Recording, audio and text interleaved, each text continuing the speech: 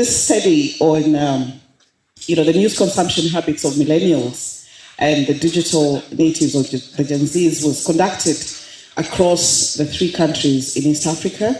We worked with InfoTrack to help us collect the data that then informed the study. And what I'll be sharing with you today is basically, the data that comes from that was collected in the urban areas and the peri-urban areas in Kenya. So in terms of respondents, the findings are basically emanating from 1,201 respondents. We conducted 8 focus groups in urban and the peri-urban areas across the country. So when you look at Kenya, our traditional way of dividing the country was provinces. So we have representation from Nairobi, from Machakos, from the coastal region, from the northeastern, from Eldoret, from Kakamega, as being the respondents that we studied. And then we also conducted 8 focus groups. And we did a digital tracking of 150 people who allowed us who had smartphones, but also allowed us to install a digital tracking device onto their smartphones so that we could see, what sort of social media platforms they were running. The data was collected through a survey questionnaire, computer-assisted personal interviews, focus group discussions, and of course the digital tracking. The data collection period is important for us. This was done between May to July 2022. So as you listen to the findings, and again, the larger report is available. We will share it. The entire report is available for sharing. We launched this sometime last month. So that was a period when the data was collected. And of course, the method of analysis was SPSS. So again, just to try and situate, what we mean by Gen Zs, millennials, and the digital native news sites. In the current study, we are looking at Gen Zs as those between the ages of 18 to 24, millennials as those between 25 to 35. If you don't fall within any one of those, too bad for now. And then the digital native news sites and news producing organizations that were founded on the digital platform and only exist on the digital platforms. The report essentially focuses on 5 thematic areas. The first one is the identity of millennials and Gen Zs in East Africa, the nature of content that they consume, the media habits and behavior, the platforms that they rely on for news and information, and the perception of millennials and Gen Zs on legacy media. Now, a couple of assumptions that, oftentimes we imagine that we know, we understand Gen Zs, we understand millennials. And one of the things that the data actually did was surprise a lot of us. I was surprised when I looked at some of the findings that were coming out from the study itself, because we've often made, certain assumptions, and it'll be interesting just to see, what some of those findings were. So, again, in terms of findings, the millennials and Gen Zs are fairly well educated. Many of them have attained a college education, or a university education, and a good number of them are actually also pursuing postgraduate education. A good number of them, 66%, are employed, and so that means that they have some income. Many of them in the formal sector, 31%. Those that are self-employed in the formal sector, 12%, and then self-employed in the informal sector, 23%. What their earnings look like, that's distributed there. Only 20% earn less than 10,000. More than half, 52%, earn between 10,001 to 40,000. 11% earn between 40,001 and 70,000. And 5% earn above 70,000 shillings. And then from those that were sampled for the study, none of them actually earns more than 150,000 Kenyan shillings. So that just gives you sort of like, what sort of income, they have. And for us as marketers, what then are the implications of that, if we are targeting them? Their top concerns, I think for me, this is one of the findings that surprised me. One is their top concerns and accomplishments. One is the manner in which they communicate. They're concerned about, how they communicate. They're concerned about their dress. They're concerned about family, as an important unit. The social media sites that they subscribe to, their friends, how much money they have, where they stay. But very, very few of them, are concerned about ethnicity, for example, and the school they went to, or the school that they're actually currently going to. And so that tells you something just about where their priorities are and what they focus on. Their accomplishments, what are they, in terms of listing their accomplishments, what do they consider as an accomplishment? Many of them, finishing their education is something that they consider as a key accomplishment for them. Finding out who they really are, and finding themselves or their identity, becoming spiritually mature, starting a career for them is an accomplishment. Becoming financially independent, where they can be able to make their own financial decisions, following their dreams, becoming a parent, and the rest of it, as you can see down there. So what are their motivations to consume news? The three top motivations to consume news is one, that they want to gain awareness on current affairs and issues. I think oftentimes we imagine that, a lot of millennials and Gen Zs, and especially the Gen Zs, are just looking for entertainment. No, they're actually looking for news and information on current affairs. And this reminded me of something that we did with the Nation Media Group, I think about 2 years ago, where we brought in young people into a room. The editorial team at Nation brought in young people into a room to just try and find out, what do you want in the content, that you're consuming?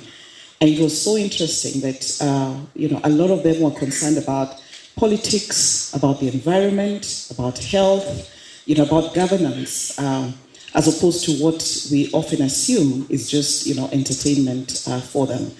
And I remember what they kept on urging the editorial team at Nation to do is package this content in a manner that then we can identify with. We are interested in politics, we're interested in governance, we're interested in environment, sometimes even more than the older generation, because we want to raise children in an environment that is safe, in an environment that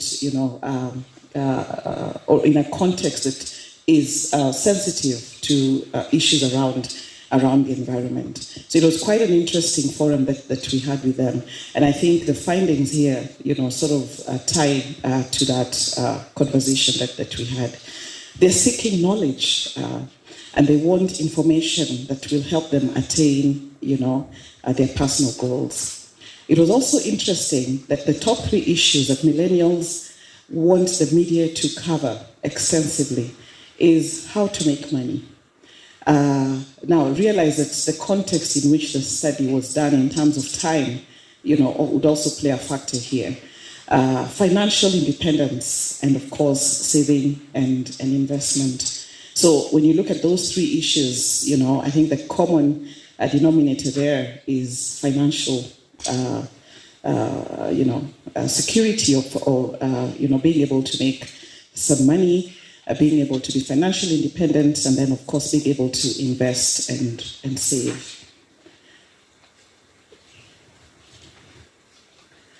Are they willing to pay for content? Yes, they are. Whereas a majority of That group have never paid for content. Those who have, 48%, acknowledge that they paid for or are paying for trending news, for sports, and general current affairs, political news content, and entertainment. And if you remember what was happening in the country during that time, then you'd see why some of those topics feature prominently in what they're looking for. The history of payment for content, how long have they been paying for content? 50% of the respondents started paying for content in the last 1 year, and 21% have started paying in the last 3 months. Again, the assumption that they would not, generally be paying for content, has been challenged by, what the data is actually saying. So yes, they are willing to pay for news and information.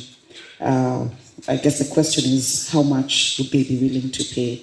But, a good percentage are willing to pay for content. 72% of the respondents who pay for content pay between 11 shillings and 100 per day, and that excludes the platform and internet access fees. 60% of those surveyed in Gen Zs spend between 1,500 to 3,000 per month on the internet and digital platforms. And their top motivations to subscribe or pay for content include, is it affordable? What sort of content is there? Is it interesting? Does it appeal to me? Does it address my needs? Is it relevant? Is it attractive and available? And of course, is it reliable content? And then, of course, one of the other things is that, in terms of attractiveness, availability, is that they can also then be able to share that content, with their friends. Sorry. Trying to go back. Is it going back, really? No. Okay. The top 5 factors that influence their choice of the choice of media that millennials and Gen Zs consume. The subject or the headline of the story is a key factor in determining what they consume. Their peers or their friends, the close friends and family, the journalists who've written the stories, and the reputation of the media house or the company that is, carrying the story. And so perhaps a question for us is, how does marketing, and especially those of us who are coming from the media space, how does marketing address or respond to these critical factors, given their centrality in terms of influencing the choice for media consumption among this group? And then the journalists and their brands as writers of stories and producers of credible content is a factor, and the media houses and the corporate image and brand reputation, play a factor in determining, where or the choice of media that is consumed. The media platforms that are relied on for general information, again, this was a surprise, that they actually rely on television. They will go onto, social media and various sites, but those sites then just become the places where they find the information, and for them to be able to verify it, they would still, go onto television or go onto Twitter pages, onto Twitter or onto social media platforms that are owned by, some of the media houses that they consider credible. Radio stations, again, remember that in terms of where our respondents came from, that many of them are in urban and peri-urban areas across, across the country. And when you get out of Nairobi, radio still remains a very powerful tool in reaching a majority of the audience out there. The top 3 platforms for accessing specific information, even though TV is a platform that millennials go to and Gen Zs go to for specific information, especially politics, governance, and current affairs, social media has emerged as a dominant platform that they go to for personal development and job opportunities, by fairly large margins relative to, to legacy media.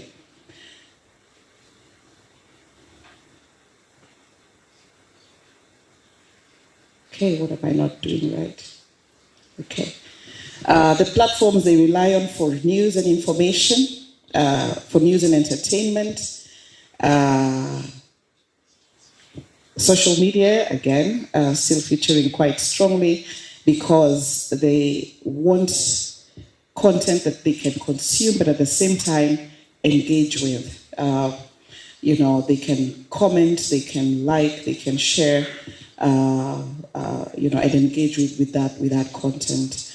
And these findings also suggest that media houses may want to reimagine how to produce content that is native to social media, because essentially what we've been seeing is that some of the content that is then produced for the legacy or the traditional media platforms, that just gets repurposed, and is shared on social media. So coming up with content that is native to social media and other digital platforms, including mobile phones, that are preferred by millennials and Gen Zs. What are the social media platforms that they use? The survey response, so one of the ways in which we tried to validate the data was also put in the digital tracking device that I mentioned at the beginning. So from the survey, Facebook is a place where is a social media platform that is highly used. WhatsApp, YouTube, Twitter, Instagram, TikTok, Telegram, all the way to WeChat. And then on the digital tracking, so on the tracking, the tracking device that was installed on the smartphones, what seemed to emerge is that WhatsApp was one of those platforms that is heavily used, followed by Facebook, Instagram, Twitter, TikTok, and all the way to Tinder. And so there is need to target social media and mobile phones with content that is native to those specific platforms. The digital news sites consumed by millennials and Gen Zs, the survey showed that a good number of them are on Tuko as a place that they consume a lot of their digital news, and then the rest, of course, follow Citizen Digital, Mpasho, Pulse Live, Gafla, and all the way to the bottom. But on this side, I guess it's you can see the consistency there, that even on their digital tracking device, that is similar to what the survey essentially found. So it's Tuko, YouTube, Standard Digital, Opera News, Nation Digital, Mpasho, all the way to the bottom. So what we are seeing there is that digital news sites are staking their claim among millennials and Gen Zs as the place where they actually consume news.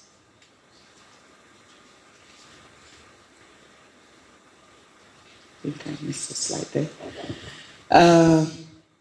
The news consumption frequency on mainstream media's online platforms, generally very high consumption of news on the online platforms of the mainstream media, and the same trend at the regional level, although Coast and Nairobi account for the regions with the highest number of youth who consume news on online platforms of the mainstream media daily. So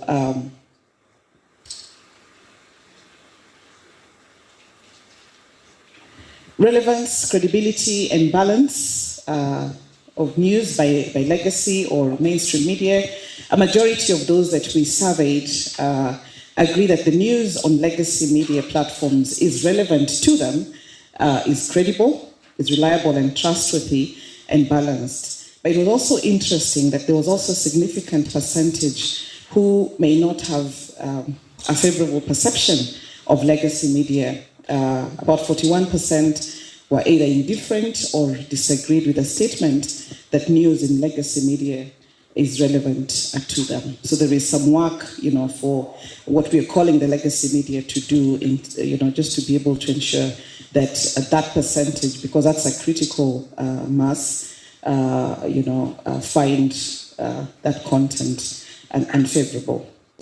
And then 41 and 49% were also indifferent or disagreed with the credibility, the reliability, and the trustworthiness and balance of news from legacy media houses. So again, some work there for legacy media houses to do to build, the credibility or the perceptions around the fact that, millennials and Gen Zs, don't consider all that they put out as news as credible and trustworthy.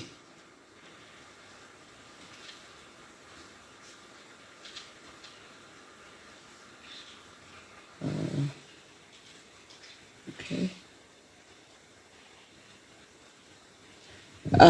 Needs in different genres or content areas. So this just shows, whether are their current affairs needs being met, are they not being met, or they don't subscribe to that content. So we had the different categories or content areas that we were asking them whether, they actually feel that their needs in those particular content areas are being met. And that's the sort of response that we got. In terms of 18% felt, that particular need is not being met. News coverage of matters affecting rural areas and marginalized communities, issues such as insecurity, drought, and cultural practices. Again, there's a good percentage there that said that is not being met. And then feature stories or in-depth news stories that provide context and answer of why or how, going beyond just the news itself, but not going a lot more in-depth in reporting. Again, 24% said they did not feel that was being met. So other key findings, that most of the millennials and Gen Zs will consume media at home. We didn't go into details about, what time at home, and that most of them will use data bundles to access the online content. And more millennials and Gen Zs spend more than 4 hours a day on social media, which is more than triple the number of millennials and Gen Zs that spend more than 4 hours on radio or television.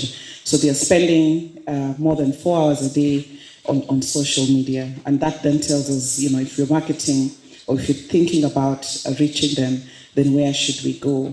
And then lastly, the tracking shows that millennials and Gen Zs spend relatively many hours online, with more than half, 55%, spending 6 to 9 hours a day online, and a further 20% spending more than 10 hours a day.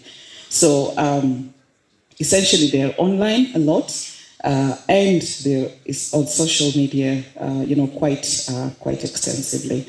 And I guess as marketers, then you'd understand what are the implications of that in a lot of your marketing efforts. This was another interesting one. I think this is close to the end. The top influencers that are followed by Gen Zs and millennials. Again, it's important to situate this in context, the time when the study was conducted, and you can see, some of the folks who I didn't think that the millennials are actually, or Gen Zs are following, rank among the top influencers that they follow. So Jalango is up there, Churchill, Eric Omondi, Akove, Edgar, Obare, Betichalo, Kamene, Njugush, and the list goes on.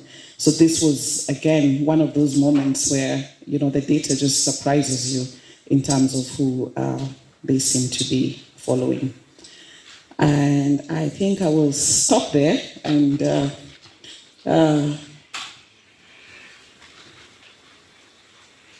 hand it over to the next speaker. Thank you very much.